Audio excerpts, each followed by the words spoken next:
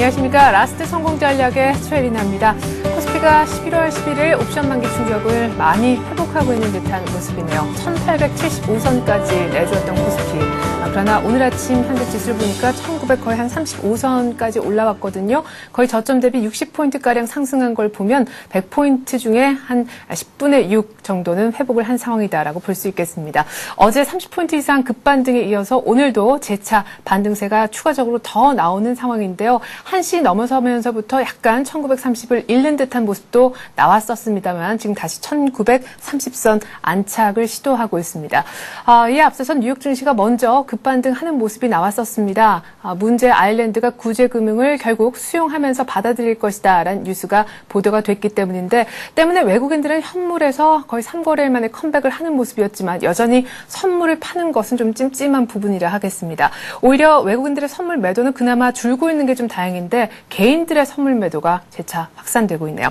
스피드 종목 상담 받고 있습니다. 2시 한 반부터 진행을 할 텐데요. 013-3366-0110번으로 무료니까요. 문자 많이 보내주시기 바라겠습니다.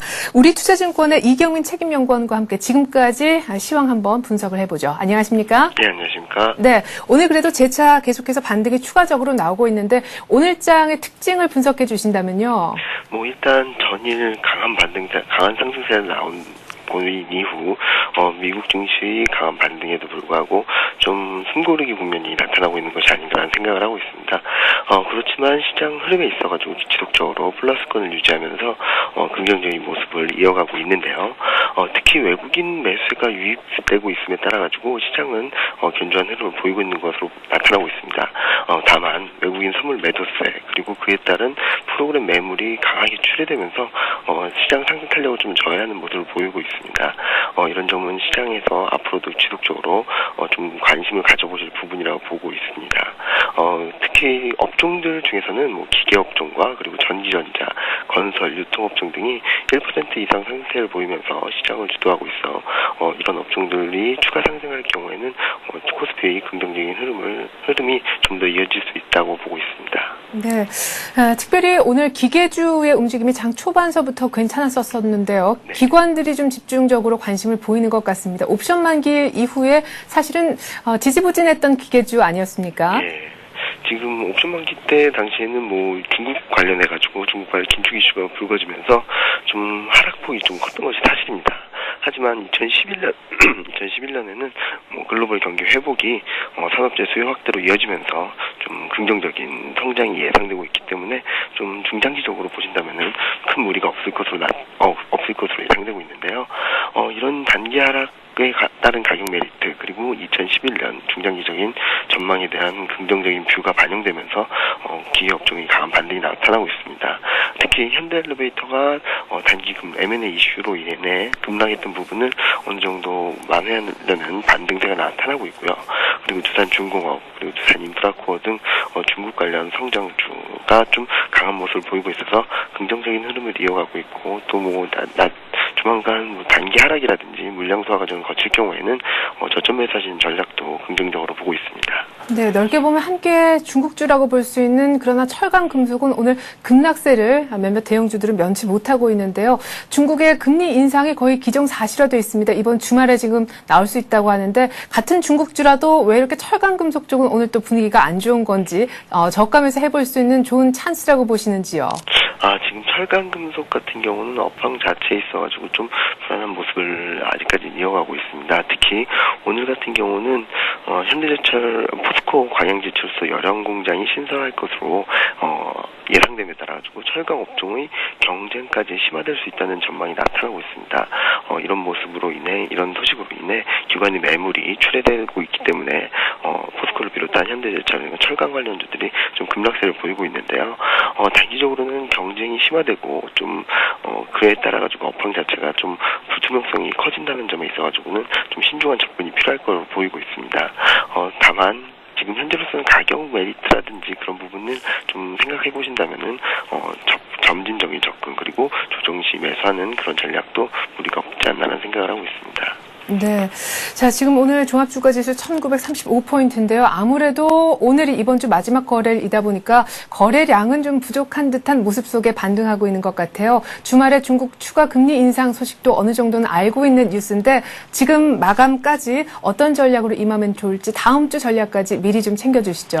네, 이번 주 코스피가 좀 급락세를 보인 이후 빠르게 회복을 하고 있습니다. 특히 아일랜드발 재정 위기에 대한 소식이 좀 마무리될 것이라는 기대감, 그리고 중국의 긴축 이슈가 어느 정도 시장에 선반영되었다는 모습들이 나타나면서 강한 반등세를 보이고 있는데요. 이에 따라서 중요한 저항선으로 봤던 21선까지 넘어섰고, 그리고 지난주 후반 발생했던 장대 음봉 또한 상당 부분 극복하는 모습이 나타나고 있습니다. 다만 추가 상승 시도는 가능할 것으로 예상되고는 있지만 이로 인해서 적극적으로 대응하기에는 약간 부족하지 않나 생각을 하고 있습니다. 말씀하셨듯이 거래량 거래대금이 여전히 부진한 상황이고요. 프로그램 매물 또한 만만치 않은 상황이기 때문에 적극적인 대응보다는 지금 21선 지지력과 그리고 1940선 돌파 여부를 확인하시고 대응하시는 것이 필요하지 않나라는 생각을 하고 있습니다. 다음 주 같은 경우는 특별한 이슈가 없는 가운데 이제 월 말로 진입하면서 다양한 경제지표가 발표될 것으로 예상되고 있는데요. 경제지표의 등락에 따라서 시장의 변동성도 좀 지속될 수 있는 부분이 있기 때문에 좀 경계심은 가지실 필요가 있겠고요. 지금 현재로서는 어느 정도 1930포인트까지 넘어섰다는 측면에서 좀 긍정적인 뷰를 가지실 수 있겠지만 1940선 정도를 넘어서고 안착을 해야지 시장 자체의 안정성을 좀 더 가져다 줄 수 있다는 측면에서 일단은 그 부분을 확인하시는 게 필요할 것으로 보고 있습니다. 네, 1940선 안착이 나와야 안심할 수 있다는 얘기까지 들어봤습니다. 우리투자증권 이경민 책임연구원이었습니다. 분석 고맙습니다. 네, 감사합니다.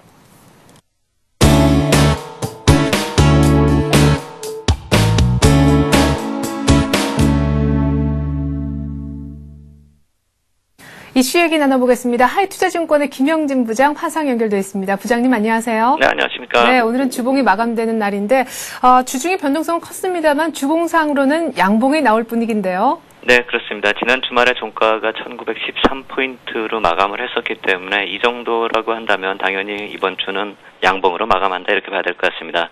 투자 심리가 주중에 좀 깊은 하락을 만들었죠. 그렇기 때문에 좀 침체되어 있는 그런 상태가 아직도 유지가 되고 있고요. 사실 좀 많이 내린 것 같아 보이긴 하는데요. 하지만 이제 지수상으로 봤을 때는 그다지 큰 움직임은 없었습니다. 전주 대비 오히려 1%대 상승을 하는 그런 모습이고요. 주중에 하락을 했었지만 그 역시 마찬가지로 한 2% 정도 하락이었기 때문에 지난 주말에 이어서 지속되는 하락이 부담이었지만 실질적으로 지수 움직임은 긍정적으로 움직였다 이렇게 볼 수도 있겠습니다. 단지 기술적으로 지지선이었던 1870포인트까지 짧고 빠르게 하락하는 상황이 투자 심리에 큰 부담이었다 이렇게 봐야 되겠습니다. 어제 중국 시장이 안정되면서 대부분의 이머징 마켓 증시도 안정권으로 진입하는 그런 모습입니다. 또 금이나 원자재, 원유, 곡물 모두 다 1차 지지선에서 일제히 또 반등하는 그런 모습 보였죠. 중국의 금리 인상이 좀 부담 요인으로 작용이 되어 왔었고요. 또 앞으로도 좀 그럴 것 같은데요. 긴축은 아직까지 정상화 과정 정도로 봐야 될 것이고요. 단지 속도의 문제라는 말씀 다시 한번 드리겠습니다. 지난 위기 당시에 금리 인하할 때 한 번에 2단계씩 하락을 했었던 그런 상황이 있었기 때문에 근본 인상 조치에서 50bp 이상의 조치가 나올 수도 있다 하는 그런 우려감이 있었는데 그렇게 좀 급하게 올리는 조치만 없다면 시장에는 이미 반영이 됐다 이렇게 봐야 될 테고요. 전체적으로 글로벌 자산시장 안정을 찾는 회복세가 나타나고 있다 이렇게 봐야 되겠습니다. 특히 어제 미국 시장 분위기는 간만에 큰 폭 상승세 보이면서 좋게 흘러갔는데요. 경제지표 호조세도 이어졌고 또 GM의 재상장 같은 호재성 재료가 있었죠. GM의 몰락이 이제 재상장으로 돌아오는 것에 대해서 시장의 펀더멘털적인 의미보다도 위기 극복을 하는 그런 상징적 의미다 이렇게 봐야 되겠고요. 공모가보다 4% 가까이 상승하는 그런 모습이었기 때문에 첫 출발도 좋았다. 그렇기 때문에 미국 시장에 긍정적인 그런 영향을 줬다 이렇게 봐야 되겠고요. 지난주 고용지표도 호전이 됐고 또 10월 경기선행지수도 어제 발표된 게 4개월 연속 상승세를 이뤘기 때문에 정점 기록을 하면서 잠시 수그러들었던 그 경기선행지수도 상승을 계속 지속하고 있다는 점 특이하지만 좀 특징적이고 좀 호재성 재료로 작용이 되고 있다 이렇게 봐야 되겠습니다. 네, 중국의 기준금리 추가 인상폭이 25bp만 안 넘어서면 아마 괜찮은 재료일 것이다 이런 얘기도 해주셨는데 어쨌거나 파생 상품 시장에 우리 코스피가 휘둘리는 모습은 옵션 만기일 이후에 안타까운 면인 듯 싶습니다. 외국인들 이번 주 들어서 어제 딱 하루만 선물해서 매수 우위를 기록하지 않았습니까? 네, 그렇습니다. 어제 미결제 상황을 계속 말씀을 드렸는데요. 그 외국인 매매 동향을 마감된 그런 상황을 놓고 봤을 때 미결제를 한 1,400계약대로 줄이면서 마감을 했기 때문에 상당수 어제 들어온 매수세가 좀 신규 매수였고 또 장기 투자자였고 그렇기 때문에 당일 유입됐다가 그대로 빠져나갔다 이렇게 봐야 되겠습니다. 기존의 매도 포지션의 일부 정도가 좀 청산된 정도로 봐야 될 텐데요. 오늘 매도 포지션이 오전에 좀 많이 늘어났었죠. 또 신규 매도가 나타났다가 다시 환매해서 나가는 그런 모습으로 추정이 되고요. 어제 외국인 선물 매수가 한 3,700계약으로 최종 집계가 되고 있는데요. 단기 매수 주체가 당일에 포지션 대부분 청산된 것으로 좀 추정이 되기 때문에 큰 의미를 어제 매수세를 큰 의미를 부여하기는 힘들지만 일단 바닥권 형성에는 도움이 됐다 이렇게 봐야 되겠습니다. 네, 선물 시세의 어떤 흐름에 있어서 급등락이 나오기 때문에 그야말로 이게 가는 장인지 어떤 추세를 좀 파악해 볼 필요가 있다 싶은데요. 일단 어제 기술적 반등이었다라고 보는 전문가들 의견도 있는 것 같지만 오늘까지 두 번의 갭 상승은 어느 정도 우리 지수를 그래도 의미 있는 곳까지 올려두지 않았습니까? 네, 그렇습니다. 이제 지수가 좀 안정을 찾고 있다 이렇게 봐야 될 테고 선물 쪽에서 움직이는 영향이 아직도 크기 때문에 이쪽을 좀 봐야 될 것 같은데요. 종합지수의 경우는 이제 8월 말부터 시작한 중기 상승 추세가 훼손을 이미 했고요. 다시 복귀를 했는데 이 추세 복귀 이후에 이제 단기적인 추세가 이어지려면 앞으로 이제 만들어가야 되는 것이고 예측하기는 힘들다 이렇게 봐야 되겠죠.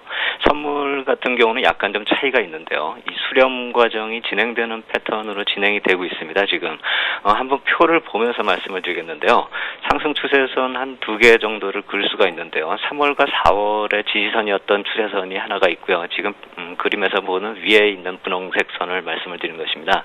이게 이제 5월 유로존 위기 얘기가 나오면서 선물 지수가 이탈을 한 이후에 다시 상승 추세를 만들고 있죠. 이 추세선, 3월과 4월의 지지선이었던 이 추세선을 이으면 현재 상승 시에 저항선으로 작용이 되고 있고요. 단기적으로 10월 등락 과정 속에서 지지선으로 작용했었던 아래쪽의 분홍색 선을 이으면은 추세선이 수렴으로 지금 진행 중이다. 이 점을 알 수가 있습니다. 11월 11일에 이 추세선을 잠깐 넘어섰었죠. 고점을 찍는 경우가 나타났었고요. 이번 주에 하락을 하면서 이 추세선 아래쪽으로 또 이탈을 했었죠. 이 두 경우의 오버슈팅을 의미를 두지 않는다라고 본다면은 현재 추세는 10월 중순부터 거의 한 달 동안의 상승 추세 속에서 이어지는 그 수렴 과정이 진행이 되고 있다. 이렇게 봐야 되겠습니다. 결국 이 수렴 과정이 진행이 되면 위든 아래든 크게 움직일 수 있는 그런 모습이 되겠죠. 그렇다면 언제 정도가 될 것인가 놓고 보면 그 수렴이 거의 마무리 단계가 한 다음 주 정도로 예상이 되고요. 그렇다면 다음 주 중에는 변동성이 또 한 번 확대되는 상황으로 이어질 것이다. 이렇게 예상할 수 있겠습니다. 네, 아직까지는 안심할 수 없을 것 같습니다. 다음 주에 그럼 변동성을 혹시나 더 키울 수 있는 요인이라면 어떤 것들이 있겠습니까? 중국 경기 선행지수는 또 며칠쯤 발표가 되는지요? 그게 이제 다음 주 초로 나올 것이다 이렇게 예상이 되고 있는데요. 중국 쪽 지표가 이렇게 하루 이틀씩 또 틀릴 수가 있기 때문에 다음 주 중이다 이렇게 생각을 하시면 될 것 같습니다. 미국 지표 쪽을 보면 23일에 화요일이죠. 화요일에 3분기 GDP하고 기존주택 매매가 있고요. 24일에는 개인소득 소비 또 소비자 심리지수 같은 소비 지표가 있고요. 가장 중요하게 생각되는 내구재 부문과 또 신규 주택 매매, 주택가격 지수 같이 주택 지표가 24일에 몰려 있습니다. 25일에 추수감사절이기 때문에 경제 지표가 주 중반까지 좀 집중돼 있다 이렇게 봐야 되겠고요. 수요일에 내구재 주문 같은 경우가 좀 중요하게 봐야 될 텐데요. 향후 기업의 생산하고 설비 투자를 전망하게끔 하는 지표이기 때문에 중요한데요. 시장 영향력이 지난 2달 동안 좀 컸었다 이렇게 봐야 되겠습니다. 2달 전에는 국방산업 쪽이 좀 부진하면서 민간 부문의 지표가 호전되면서 시장에 큰 호재로 받아들여져서 그때부터 상승이 시장이 됐었죠. 하지만 이제 지난달에는 반대 양상이었습니다. 민간 부문이 부진했었는데 FOMC 회의를 앞두고 있었기 때문에 그나마 지표가 시장에 미치는 영향이 좀 미미했었고 그렇기 때문에 좀 부작용은 없었다 이렇게 봐야 되겠죠.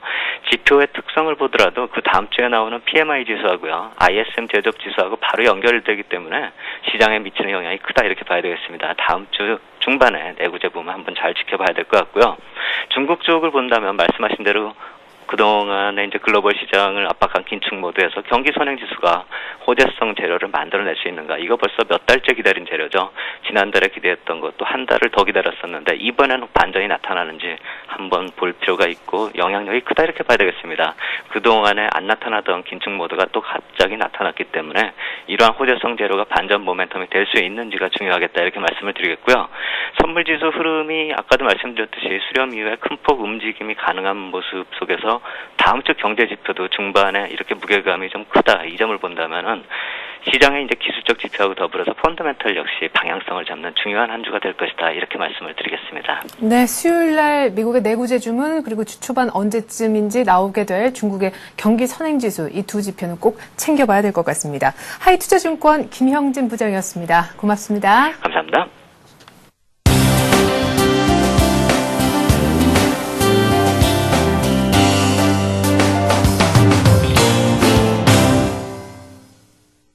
네, 이제는 수급 분석 더 자세히 해보겠습니다. 동양종금증권의 최일종 팀장 연결해보겠습니다. 안녕하세요, 팀장님. 네, 안녕하십니까. 네, 자, 이번 한 주는 옵션 만기 이후에 거의 일주일을 보냈기 때문에 더더군다나 수급이 어떻게 변화했었는지 한번 이번 한 주간 수급 분석을 해볼 필요가 있을 것 같습니다.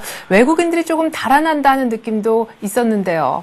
네, 그렇습니다. 이 다음 주 이제 수급 전망을 하기에 앞서서 이 금주의 동향, 시장 동향을 한번 살펴보게 되면요. 외국인들 주 초반에 3천억 순매수, 그러니까 월요일과 화요일에 걸쳐서 3천억 순매수 흐름에서 중반, 수요일, 목요일까지 5천억 가량의 순매도 흐름을 보여줬었고요. 금일은 1천억 이상의 순매수 흐름을 보이고 있습니다만은 반대로 이제 기관들 움직임 같은 경우는 이 외국인들과 상반된 그런 흐름을 보여주고 있습니다. 결국은 주간 단위 외국인들은 800억 가량의 순매도 흐름이고요. 기관 같은 경우는 이제 2천억 가량의 순매수 흐름을 보여줬습니다. 기관의 순매수 흐름에 힘입어서 우리 증시가 이제 주 후반, 중반 이후로 해서 되돌림 현상이 이제 나타났었는데요. 이러한 부분에 이제 주역은 기관의 기금 공제다 이렇게 말씀을 드려볼 수 있을 것 같습니다. 역시 기관 쪽에서의 기금 공제 쪽에서의 순매수 포지션은 어느 정도 이 하방, 박스권 하단부를 설정을 해놓고 가격대, 지수대가 오게 되면은 적극적으로 순매수하는 그런 분위기가 연출이 되고 있다 이렇게 보시면 될 것 같습니다. 우리 증시가 이번 달 옵션 만기를 기점으로 해서 대내외 변수로 인한 불확실성 확대로 관망 내지는 이익 실현 매도 흐름을 좀 보여주고 있는 상황이고요. 기관 역시 지수가 이제 일정 수준 이하로 떨어지게 되면은 적극적으로 이제 매수를 하는 그러한 모습을 보여주는 관계로 다음 주 우리 증시의 흐름이 이제 적극적인 지수 상승 흐름보다는 시간 조정의 박스권 횡보 장세가 연출이 될 수 있다 이렇게 보시면 될 것 같습니다. 오늘 흐름 장세 흐름도 이제 그 다음 주를 좀 어느 정도 예고를 하는 그러한 흐름인데요. 한시를 기점으로 해서 외국인들 선물 포지션을 대거 줄였죠. 1,500계약 이상의 순매도 포지션을 지금 370계약 순매도로 지금 줄여놨는데 그로 인해서 이 전반적인 흐름 자체는 강보합에서 6포인트와 7포인트 수준까지의 박스권 변동성 확대의 구간을 지금 보이고 있다라는 측면입니다. 반면에 이제 기관들 쪽, 연기금, 기금 공제 쪽에서는 계속해서 순매수의 흐름을 보여주고 있고요. 흐름 자체로 보게 되면은 개인과 일부 기관들 이러한 쪽의 그 하방 경직성을 좀 확보해주는 그런 모습이 아닌가 이렇게 볼 수 있겠습니다. 일단은 이제 정부 쪽에서 이제 그 외국인 자본의 그 유출입 시에 그 과세, 채권 투자에 대한 과세 문제 이러한 부분에 있어서는 이제 한머니 유출입이 이제 좀 제한적이기 때문에 일단 전체적인 글로벌 흐름 이러한 분위기에 조금 우리 증시의 외국인들 수급이 달려 있다 이렇게 보시면 될 것 같습니다. 일단은 이 외국인들 이 글로벌 쪽에서 안전자산 선호 현상이 강화가 된다 이러면 우리 증시에서 좀 이탈하는 매도의 모습을 보여줄 가능성이 있겠고요. 위험자산 선호, 즉 다시 말씀을 드리면은 이 유럽 리스크가 줄어드는 상황이다 이러면은 우리 증시로 이제 그 적극적으로 매수에 임할 가능성이 커진다 이렇게 보시면 될 것 같습니다. 그렇지만 여전히 지금 시장 베이시스가 상당히 좀 약합니다. 이러한 부분에 있어서는 이 프로그램 매도를 이제 계속해서 적극적으로 나올 가능성이 있기 때문에 그러한 부분을 생각한다 이러면 다음 주부터는 이제 굉장히 조금 관망 분위기에 어느 정도 박스권 횡보하는 그런 흐름이 나타날 것이다 이렇게 보시면 될 것 같고요. 업종별로 보게 되면은 외국인들과 기관들 선호하는 종목 업종들이 제한적입니다. 제가 말씀을 드렸다시피 편식화 경향이 조금 더 두드러지는 그런 모습이 나타날 것으로 이렇게 보이는데요. 외국인들 삼성전자를 비롯해서 이제 전기전자 업종에 대해서 지속적인 관심을 보일 것이고요. 은행을 포함한 금융 지주회사의 순매수에도 계속해서 관심을 가질 것으로 이렇게 판단이 되는 만큼 이러한 업종의 그 종목들을 좀 주목을 하는 것이 좋을 것 같다라는 판단입니다. 네. 자, 일단 다음 주에는, 지수가 추가적인 상승을 더하기보다는 시간을 좀 가지면서, 박스권에서 횡보할 가능성이 더 크다, 이런 얘기를 해주셨습니다. 자, 그렇다면 모든 종목과 업종이 다 쉬진 않을 텐데요. 우리 최일종 팀장님께서 이번 한 주 동안 이 종목 봐라라고 했던 것의 수익률을 조금 점검해보는 금요일 이 시간 좀 갖도록 하겠습니다. 당장 제일 궁금한 것이 어제, 아니군요. 이번 주 초반에 얘기하셨던 KB금융인데요. 5만 원을 굉장히 위태위태한 그런 상황을 오늘 맞고 있습니다. 네, 그렇습니다. 월요일 날 말씀을 드렸던 종목이 이제 KB금융입니다. 일단 전반적인 흐름 자체가 금융주 쪽으로, 다시 말씀을 드리면은 이제 화요일 날 이제 금통위의 금리 인상, 이러한 부분에 있어서의 수혜 성격으로, KB금융을 이제 지목을 했습니다만은 반대로 신한지주라든가 하나금융지주의 탄력성이 더 뛰어났다 이렇게 보시면 될 것 같습니다. 따라서, 종목 자체 업종은 맞았습니다만은, 대체적인 업종 내에서의 대장주 성격을 잘못 지적했다 이렇게 제가 한번 말씀을 드려보겠고요. 따라서 이제 5만 원 손절가를 제가 말씀을 드렸었는데요. 일단 현금화시키고 이 금융주 재편을 통해서 다시 한번 추천을 드리도록 이렇게 하겠습니다. 그래서 KB금융은 현 시점에서는 일단 매도를 하는 쪽으로 말씀을 드려보도록 하겠고요. 그렇지만은 단기적으로는 매도입니다만은 이제 중장기적으로는 계속해서 매수의 의견과 함께 보유의 의견을 계속해서 드릴 수 있겠습니다. 그래서 그렇게 매도라고 말씀을 드렸다고 하더라도 그렇게 비관적으로 우울하게 생각하실 필요는 없겠다는 판단이고요.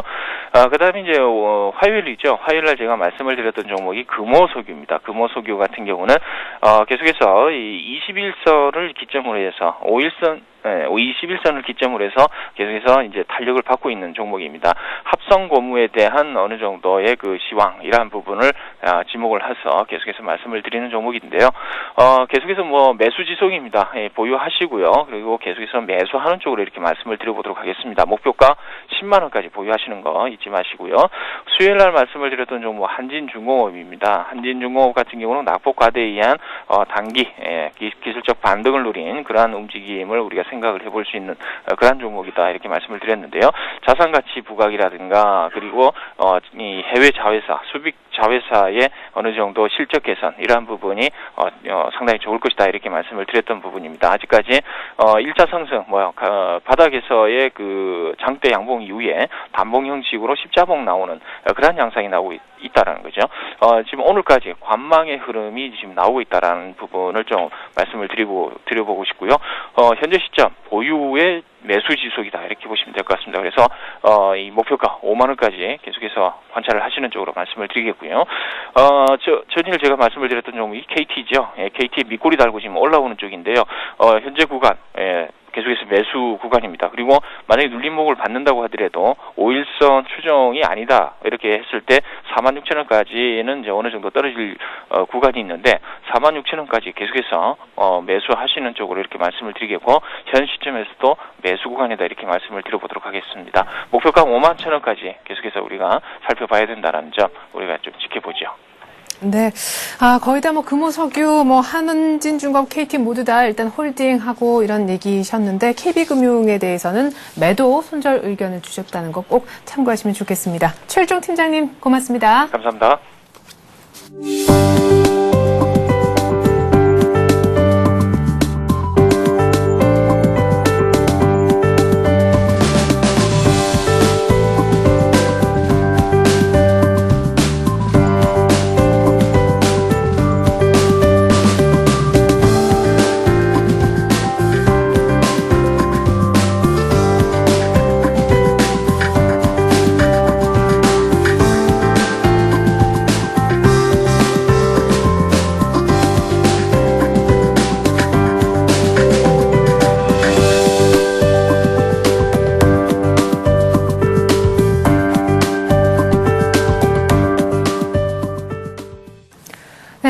종목 상담 오늘 조금 이르게 시작할 것 같습니다. 013-3366-0110번으로 무료입니다. 문자 보내주시면 두 분의 전문가께서 시원한 해답 주실 겁니다. 자세하게 적어주시면 더 좋을 것 같네요.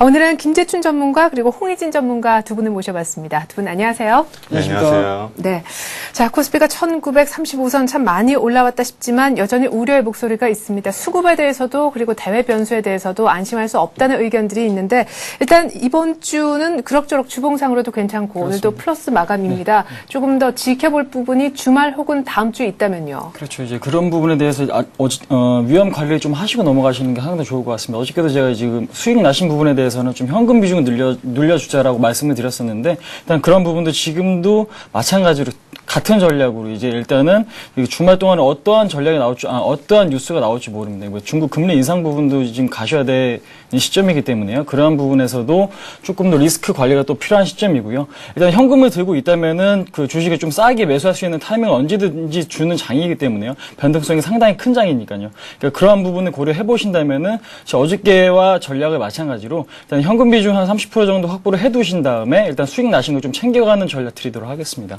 네, 역시 어떻게 될지 모른다 생각하시는 것 같아요. 일단 만일 대비해서 현금 좀 챙겨놓자. 포트폴리오에서 비중으로 따진다면 한 30% 정도의 의견 주셨습니다. 김재춘 전문가께서도 역시나 리스크 관리가 조금 필요한 때다라고 보세요. 일단 뭐 시장이 지금 상당히 고평가되어 있는 상태는 아니기 때문에 지금 너무 리스크 관리도 좀 중요한 건 아니고요. 일단 시장은 약간 조정을 받고 올라갈 수 있는 장이기 때문에 전진적인 상승을 위해서는 약간의 위험 조정만 감안하시고 추가 상승을 위해서 다음 주를 약간 좀 천천히 숨고르기 양상을 보시면서 상승을 기다리시는 게 좋을 것 같습니다. 네. 자, 오히려 이쪽에서는 리스크 관리를 좀 해야 된다 쪽이시고, 우리 김재춘 전문가께서는 추가 상승을 좀 대비해야 된다라고 하셨는데, 아마 지금 좀 마이너스권에 있으신 분들은 추가 상승 듣던 중 반가운 소리다 하실 수도 있을 것 같아요. 추가 상승 대비는 어떤 식으로 하라시는 말씀이신지 조금 더 구체화해서 얘기해 주십시오. 자, 지금 최근에 다시 IT 업종의 그런 종목들이 지금 순환매 장세가 이어나가고 있는 상황인데요.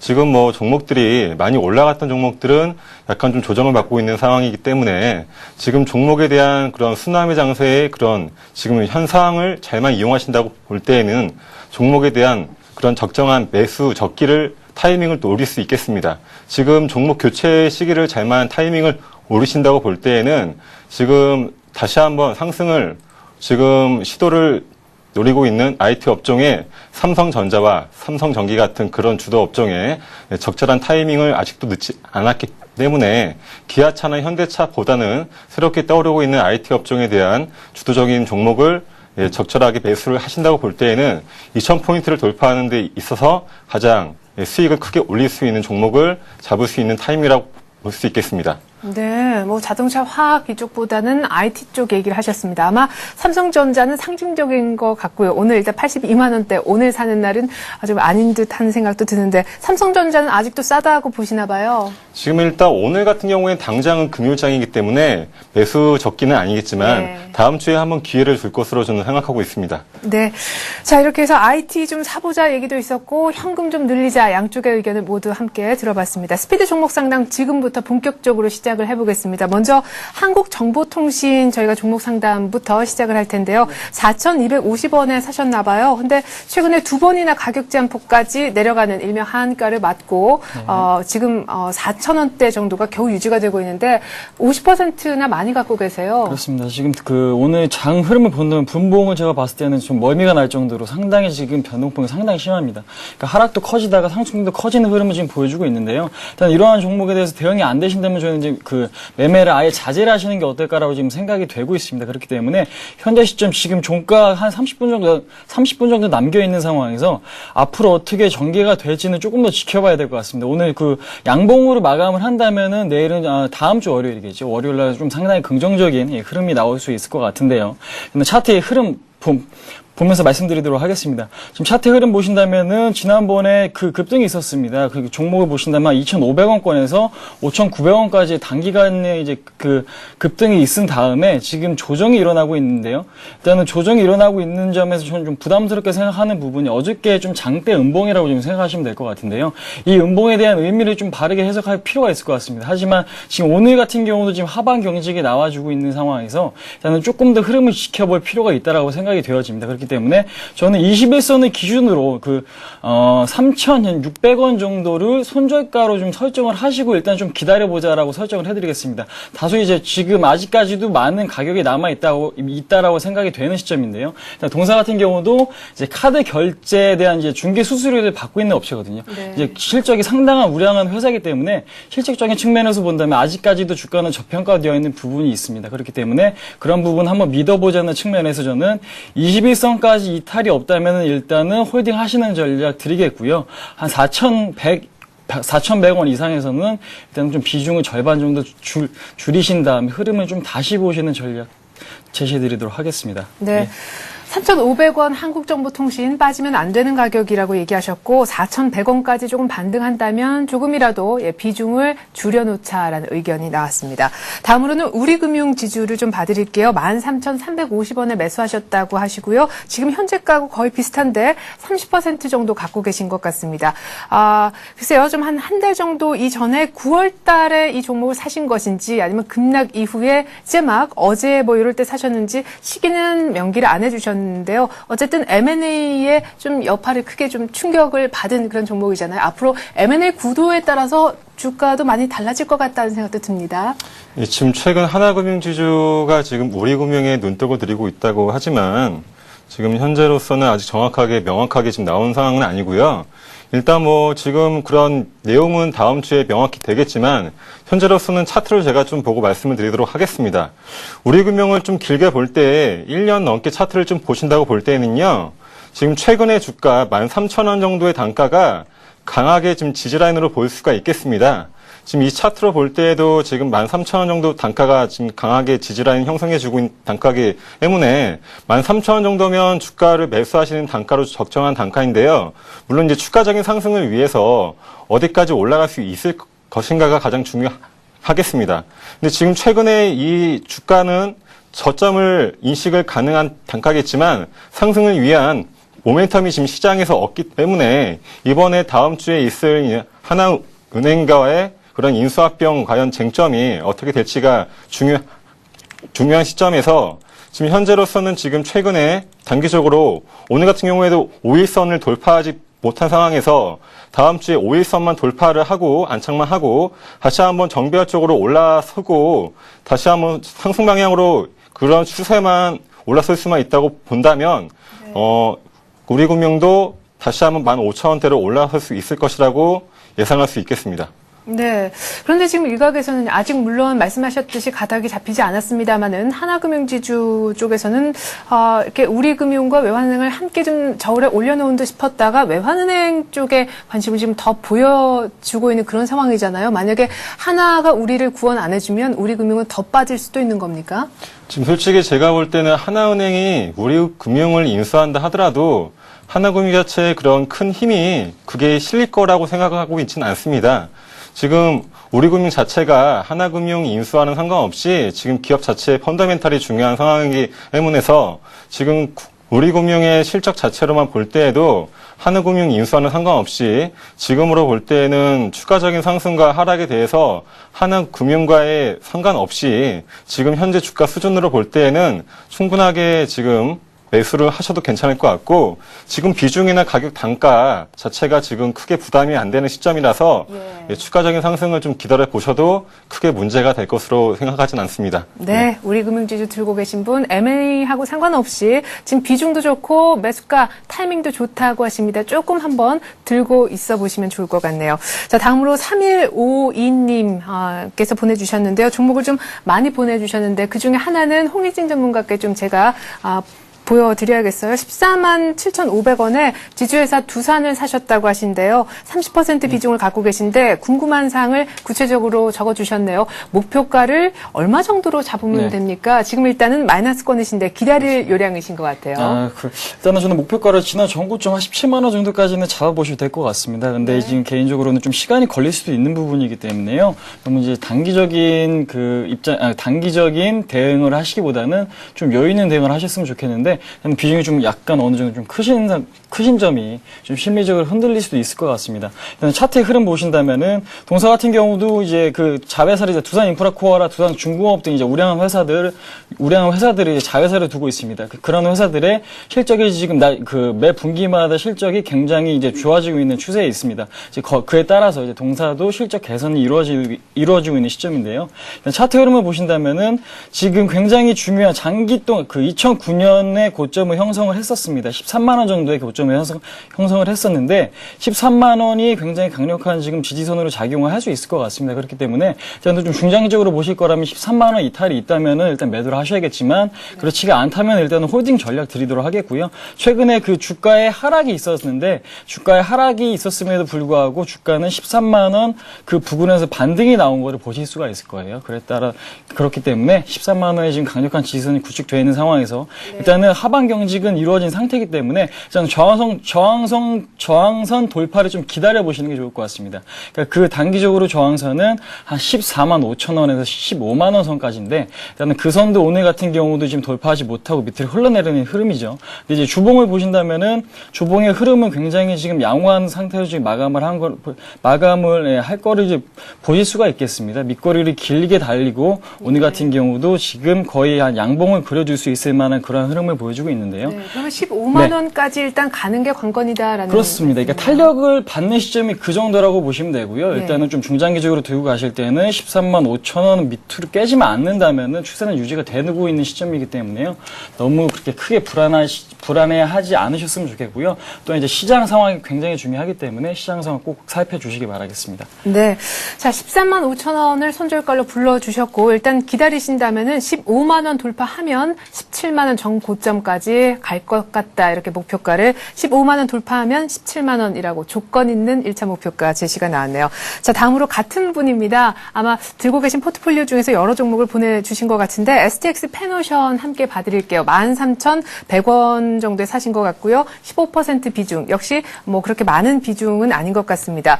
박스권은 언제쯤 탈출합니까? 이렇게 보내주셨는데, 일단 오늘 현재 가구 비교해보니까 마이너스권이고, 얼마 전에 14,000원까지도 갔었다가 밀렸네요.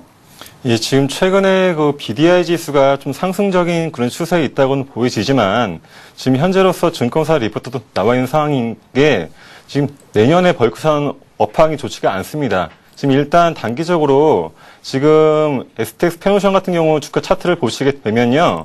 14,000원대와 13,000원대 이하에서 박스권 흐름이 계속 지금 1년 넘게 이어오고 있습니다. 이런 상황으로 볼 때에는 주가가 이 박스권을 돌파할 그런 상황이 내년까지는 좀 이어갈 것으로 쉽게 나오고 있지 않은 상황이라서 지금 단기적으로 볼 때에도 주가가 지금 매수가 대비 지금 약간 좀 밀려있는 상황이니까 단기적인 반등이 좀 올 때 매도를 하시는 게 좀 좋을 거라고 보여지고 있습니다.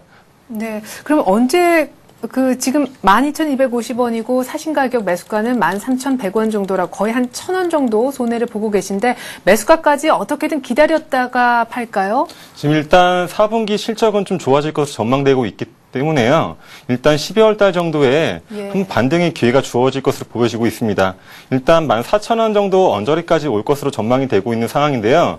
최근 지금 수급으로 보더라도 수급 자체가 좀 안 좋은 상황이에요. 양매도 나오네요. 지금 수급 자체도 안 좋은 상황이라서 지금 제가 볼 때도 반등이 좀 쉬운 상황은 아닌데 지금 제가 매물대를 1년짜리를 보시게 되면요. 12,000원대에서 강한 매물대가 지금 있습니다. 1년짜리 매물대가 있는데요. 여기서 지금 지지라인이 형성되고 있는 상황인데 이 지금 12,000원대 가격만 좀 확실하게 지지해 준다고 볼 때는요. 12월 달 정도에 14,000원까지 다시 한번 올라온다고 볼 때 그때 다시 한번 매도 기회를 오래 보시는 게 좋을 것으로 전망됩니다. 이거 하나만 더 여쭤볼게요. 그럼 STX 펜오션 12,000원 깨지면 어떡하죠? 12,000원대는 가장 중요한 라인이기 때문에요. 예. 그때는 손실을 좀 감안하시더라도 비중이 작기 때문에 매도를 하시는 게 나중을 위해서 더 좋겠습니다. 네, 12,000원 깨졌는데도 들고 계시진 마십시오. 그래도 14,000원까지 아마 12월 달에 실적 나오면 거기까지는 올라갈 수 있다고 그럽니다. 자, 다음으로 3964 끝번호 쓰시는 분께서 LG 상사 문의해 오셨는데 매수가하고 왜 하나도 안 보내주셨지 하고 보니까 문의가 좀 다르네요. 오늘 사도 됩니까? 이렇게 네. 왔는데요. 일단은 LG 상사뿐만 아니고 이제 대우 인터내셔널 그러니까 그 상사주의 주식들이 지금 흐름이 좋지 못합니다. 일단 실적에 대한 부분에서 3분기 좀 안 좋은 실적을 발표를 했었기 때문인데요. 그런 부분 때문에 그러니까 외국인과 기관 쪽에서 수급이 좀 악화가 되는 흐름을 보여주고 있습니다. 그에 따라서 오늘 같은 경우도 지수는 상승하고 있지만 동사 같은 경우도 지금 1%대 하락을 보여주고 있는데 일단은 비중이 상당히 중요할 것으로 생각하고 있습니다. 지난번에도 이러한 비슷한 문의가 있어서 제가 말씀을 드렸었는데요. 지금 제가 그 차트상에 그려놓은 그 지점을 보신다면은 거래량이 실리고 나서 지금 그 상승이 있었던 부분이요. 8월 초에 장대 양봉을 보여주었던 가격대인 한 33,000원에서 34,000원 정도에까지가 좀 강력한 지지권으로 지금 형성이 되어 있습니다. 지금 그런 부분도 지금 제가 좀 동그라미로 좀 표시를 해뒀는데요. 지금 이번 주와 지금 지난주 같은 경우도 지지를 해주는 모습을 보실 수가 있을 거예요. 네. 그런 것들을 보신다면은 지금 현 구간이 한 34,500원에서 35,000원까지의 좀 지지선이 구축이 되어 있다라고 지금 생각을 하시면 될 것 같은데, 저는 전략을 지금 현 구간에서 비중을 좀 작게는 들어가시는 거를 허용시켜 드리도록 하겠습니다. 근데 이제 큰 비중으로 들어가신다면 그 리스크 관리상 좀 문제가 있으시기 때문에 저는 지금 지지선이 좀 강력하게 구축된 시점인 34,500원 정도까지에서의 매수는 좀 가능해 보이시고요. 네. 만약에 그 지지선을 이탈할 경우에는 121선 매매를 하셔가지고 지금 121선 매매가 34,000원대 초반이거든요. 네. 한 33,500원 정도까지 여유 있게 대응을 하신다면은 현재 구간에서도 크게 리스크 있는 부분은 아니라고 생각합니다. 예. 네. 자, 지금보다 약 한 500원 정도 밑 34,500원 얘기하시고요. 만약 더 싸게 살 수 있다면 33,500원에서 34,500원 사이에서 LG 상사 사보자라고 얘기하십니다. 지금 정도의 가격에서 지지가 나오는 것 같다고 의견 주셨지만 비중은 일단 초반부터 많이 실진 말자라고 권유를 하셨습니다. 자, 이렇게 해서 LG 상사까지 들여다봤고요. 다음으로 우연인지 모르겠습니다. 우리 김재춘 전문가께 제가 계속 금융 지주회사 쪽을 드리게 되는데 KB금융도 문의가 들어왔네요. 아까 앞서서 최일종 팀장님께서는 포트폴리오에 편입을 시켜놓으셨다가 5만 원 정도 자꾸 가격 터치가 나오니까 일단 손절하자라고 하셨는데 이분은 49,500원 아예 그 밑에서 잡으신 것 같습니다. 100%나 비중이 되시는데 이 마에 5만 원 좀 화도 나실 것 같아요. 자, 일단 종목을 매수하실 때 비중이 100%라 말씀하시니까 네. 개인 초보자라고 좀 볼 수밖에 없는 상황인데요. 일단 지금 수익 구간이 나온 상황이지만 거의 매수가 언저리밖에 안 되기 때문에 지금 중요한 상황은 아닌 것 같고요. 일단 가장 중요한 거는 최근에 금리 인상이 있었음에도 불구하고 은행주가 탄력을 받는 종목은 아니라는 게 가장 중요한 것 같습니다. 일단 KB금융 자체가 가장 중요한 거는 수급적으로 볼 때 지금 기관과 외인의 매도가 지금 상당히 심하다는 게 가장 중요한 상황인데요. 일단 종목의 주가가 상승하기 위해서 가장 중요한 거는 역시 수급의 주체가 기관이나 아니면 외인 쪽에서 강한 매수세가 들어와 주는 게 가장 중요한 것인데요. 지금 그런 상황도 아닌 상황에서 지금 1년짜리 그런 긴 일봉 차트를 보신 상황에서도 볼 때 밑에서 올라오는 장기적인 추세 지지선과 위에서 지금 내려오고 있는 추세 저항선에 지금 그런 쐐기형 그런 중심에 서 있습니다. 지금 이제 12월 달 정도 되면 이 위와 아래에 그런 쐐기형이 지금 접합이 될 텐데요.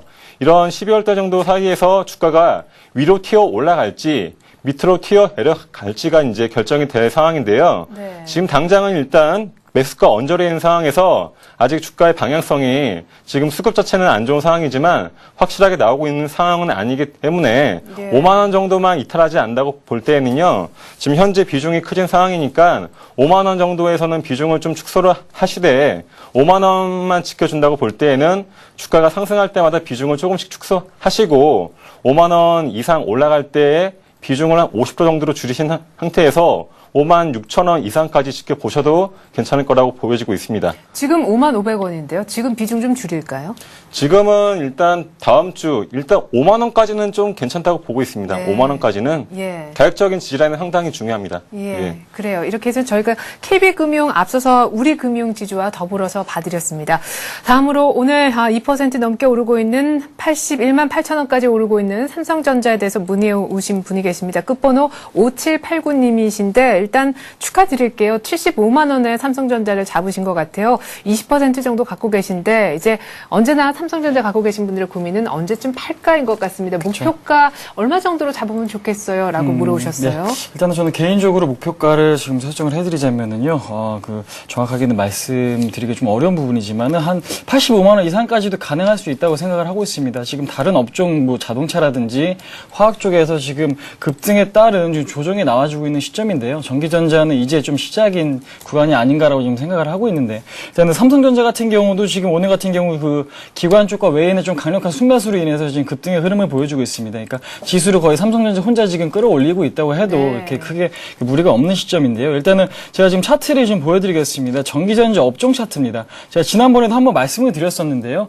전기전자 업종 차트를 보시면은 박스권, 지금 지난 한 8월부터 현재 11월까지의 그 박스권을 형성을 하고 있다라고 지금 말씀을 드린 적이 한 번 있었는데요. 지금 오늘 같은 경우도 보면 그 박스권을 뚫어내는 흐름을 보실 수가 있을 겁니다.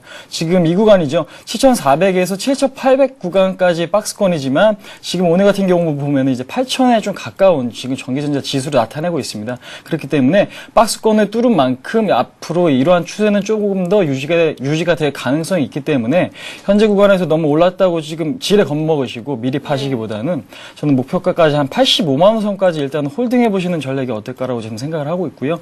일단은 지금 비중 같은 경우도 20% 상당히 좀 적절한 비중이시기 때문에 85만 원 선 근처에 좀 시장 상황과 또 수급 상황을 또 지켜보시고 그때 가서 또 다시 한번 진단을 받으시는 전략 드리도록 하겠습니다. 만약에 연말 연촉 내년 넘어서면서부터 더 간다라면은 IT가 간다면 삼성전자도 아마 갈 수 있을 것 같은데 말이죠. 조금 더 사는 건 그래요? 그렇습니다. 조금 더 샀을 때 만약 빠진다면 지금까지 수익을 오히려 이제 까먹는 흐름으로 갈 수가 있기 때문에 일단 좀 아쉽지만은 현재 지금 이 비중대로 들고 가시고요. 뭐 다른 종목 굉장히 좋은 거 많습니다. 그렇기 때문에 오히려 이제 다른 업종 조정받고 있는 것들 좀 눈을 돌려보시는 게 어떨까 생각을 합니다. 예. 네. 자, 삼성전자 지금 조금 팔고자 하시겠지만 85만 원까지 조금 더 참아보시면 좋을 것 같습니다. 그런 의견이 나왔고요. 자, 신성홀딩스에 대해서도 문의가 들어왔네요. 끝번호 4331님께서 보내주셨는데 오늘 4% 급등 중인데요. 8,290원에 사셨나 봐요. 지금 8,320원이니까 아주 약간 지금 수익이 나고 계십니다. 10% 전략을 좀 알려주시겠어요? 라고 하는데 그래도 21선은 안 깼어요. 자, 일단 뭐 신성홀딩스 같은 그런 단기 테마주로 볼 때에는요, 역시 단타 종목으로 들어가시는 게 가장 좋을 것 같습니다. 신성홀딩스 일단 태양광 그런 테마주인데요. 최근에 차트를 보실게요, 일단 금일 같은 경우에 어제 차트랑 다르게 갭으로 상승한 다음에 지금 십자형 양봉을 보여주고 있습니다. 일단 지금 양봉이 음봉으로 전환될 수도 있는 그런 상황인데요. 오늘 이 십자형 양봉이 과연 다음 주에 추가 상승을 위한 그런 양봉인지 아니면 하락을 전환될 음봉이 될지가 지금 아직 종가가 안 끝난 상황에서 종가까지 봐야 될 상황이지만 지금 뭐 매수가 대비 얼마 지금 뭐 거의 비슷한 상황이라서 지금 약간 좀 애매한 상황입니다. 일단 지금 10% 정도밖에 지금 비중이 작으시니까 다음 주를 좀 기약해 보시고 제가 볼 때도 태양전지 사업이 4분기 지금 12월 달까지 지금 정부나 아니면 대기업 쪽에서 수주도 상당히 괜찮은 상황이라서 전고점까지도 노려볼 만한 8,800원까지도 한번 노려볼 만한 상황이 다음 주에 연출될 것으로 보여지고 있습니다. 네. 일단 다음 주에 한번 기약해 보시는 게 좋을 것 같습니다. 예. 자, 신성홀딩스는 다음 주까지 조금 더 지켜보자라고 하시고 8,800원대 전고점 얘기까지 나왔습니다. 이제 두 분의 전문가 모셔봤으니까 이 전문가께서 보는 오늘의 관심 종목 들어볼 시간인데 먼저 홍의진 전문가님. 네. 예. 어제 바로 이 시간 현대제철을 뭐 길게 보자. 고로 2기 모멘텀 아직도 생생한데요. 네. 이 고로 2기 모멘텀이 오늘은 고로의 불이 좀 꺼지는 것 같아요. 급격히요. 4% 급락 11만 원도 장중에 깨졌었는데 그렇네요. 이게 예, 무슨 지금 일입니까? 그 포스코 쪽에서 지금 신규 투자 얘기가 나오면서 지금 공급 과잉 우려 때문에 기관 쪽에서 엄청난 지금 매물이 쏟아지고 있습니다. 이제 그런 영향이 좀 강한 것 같은데요. 네. 지금 흐름을 보신다면 아시겠지만 좀 아랫꼬리가 길고 지금 거래량이 늘어나는 흐름을 보실 수가 있을 것 같습니다. 그렇기 때문에 지금 너무 좀 걱정을 하시기보다는 제가 어저께 그 매수가로 제시해드린 가격이 11만 원에서 11만 5천 원 부근까지였거든요. 그렇기 때문에 지금 아직까지도 손절 라인이 10만 7천 원을 깨진 않았습니다. 그러니까 박스권 하단, 제가 지금 차트상 보여드리는 박스권 하단 부분이 10만 7천 원의 이탈이 지금 없는 상황이고요. 또한 지금 제한적으로 아랫꼬리를 달면서 매수가 지금 지속적으로 들어오고 있는 상황이기 때문에 너무 그렇게 우려를 하시기보다는 일단 좀 다음 주까지 흐름을 좀 보시는 게 좋을 것 같습니다. 현대대출 앞으로의 그 포스코 쪽에 투자가 있다고는 하지만 2014년에 대한 완공이거든요. 그렇기 때문에 아직까지 한참 남은 시점에서 일단은 시장의 우려가 좀 너무 과한 것이 아닌가라고 좀 개인적으로 생각을 하고 있기 때문에 현재 지금 제가 어저께 말씀드렸다시피 올해가 아닌 내년을 보고 투자를 하자. 그리고 또 11만 원에서 12만 5천 원에 지금 매수 가격을 말씀드렸기 때문에 그럼 지금도 살 수 있네요. 예, 비중 조절을 꼭 필요로 하지만 일단은 가격적으로는 제가 어저께 말씀드린 가격이기 때문에요. 매수 신 가능하실 거로 그렇게 말씀드리도록 하겠습니다. 네, 지금까지 어제 현대제철 또 얘기를 하셨기 때문에 거기에 대한 부가적인 설명을 요청을 드려봤습니다. 오늘의 관심 종목은요? 네, 오늘은 제가 그 자동차에 이제 관련된 종목을 가지고 나왔습니다. 지금 세방전지라고 하는 종목입니다. 지금 뭐 다들 아시겠지만 로켓 배터리라고 하시면 다들 아시잖아요. 그러니까 그런 거를 보신다면은 지금 세방전지 같은 경우 이제 그 로켓 배터리에 대한 브랜드를 지금 갖고 있는 업체인데요. 지금 점유율이 40%에 육박을 하고 있습니다. 국내에 이제 가장 큰 점유율을 하고 있는 업체인데 실적도 상당히 중요하고요. 또한 지금 그 수급적인 측면에서 봐도 지금 전고점 돌파 후에 지금 어느 정도 시장의 조정과 맞물려서 조정을 받고 있는 흐름이기 때문에 저는 지금 시점에서 조금 관심 가져볼 타이밍이 아닌가라고 지금 생각이 되어서 지금 가지고 나와봤는데요. 지금 차트를 한번 보시면 지난 전고점 부분이죠. 33,000원의 돌파가 지난주에 있었습니다. 34,000원 돌파가 있었지만 시장의 급락으로 인해서 다시 되밀리는 현상이 일어났습니다. 하지만 되밀리다 지금 거래량은 크게 지금 없는 상황에서 일단은 한번 탄력을 받으면은 34,000원의 돌파는 쉽게 일어날 수 있는 구간이라고 생각을 하기 때문에요. 손절 구간 지금 제가 제시해드린 3,500원만 철저하게 지켜주신다면은 실적으로 보나 앞으로 성장 모멘텀으로 보나 일단은 크게 리스크가 있는 종목은 아니다라고 지금 생각을 하고 있기 때문에요. 지금 오늘 지금 관심 종목을 가지고 나와봤습니다. 네, 자 오늘의 관심 종목 세방전지 얘기 들었습니다. 3,500원 깨지 않으면 현재 매수 가능하다라는 얘기셨고요. 김대춘 전문가님께서는요. 예, 제가 오늘 서울경제TV 처음 나왔는데요. 네. 제가 처음이세요? 예, 처음입니다. 네네. 제가 어떤 종목을 드리면 좀 좋은 인상을 드릴까 걱정을 좀 많이 했는데 좀 급하게 나오다 보니까 제가 좀 신중하게 삼성전기를 들고 나오게 되었습니다. 네, LED 쪽이 빠른 반등을 기대할 수 있습니까? 지금 삼성전기의 지금 악재 같은 요인은 최근 주가가 한 3개월 넘게 조정을 많이 보였기 때문에 지금 횡보도 많이 보였었고요. 지금 고점 대비 6개월, 한 5개월 동안 많이 좀 횡보를 한 조정도 했고요. 3개월 동안 좀 횡보를 한 상황인데요. 지금 현재 LED 실적 부진에 대한 우려는 주가에 충분히 반영이 됐고요. 지금 4분기부터 본격적인 생산 증가도 예상되고 있는 시점이고요.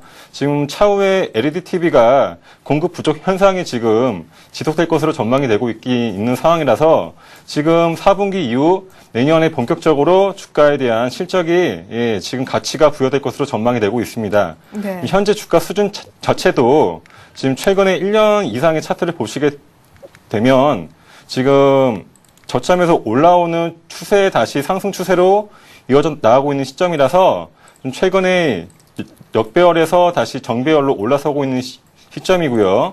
지금 최근 6개월짜리 매물벽 차트를 보시는 상황에서도 지금 강하게 지금 돌파한 상황이라서 추가적인 상승에서 지금 가장 문제점 중에 하나인 수급적인 상황만 좀 이제 받쳐준다고 볼 때에는 주가가 상승하는 데는 천천히 상승할 수 있는, 점진적인 상승할 수 있는 가능성이 충분한 종목으로 볼 수가 있겠습니다. 네, 그럼 삼성전기 얼마까지 갈 수 있을까요? 예, 지금 일단 오늘은 장이 끝났기 때문에요. 네. 동시효가에 잡으라 말씀은 좀 애매하고요. 예. 다음 주에 5일선 부근에서 12만 8천 원 이하에서 매수가를 좀 노려보시면 괜찮을 것 같고요. 제가 한 12월 달 이후로 내년 초까지 본다고 볼 때는요. 16만 원까지도 충분히 가능하다고 볼 수가 있겠습니다. 네.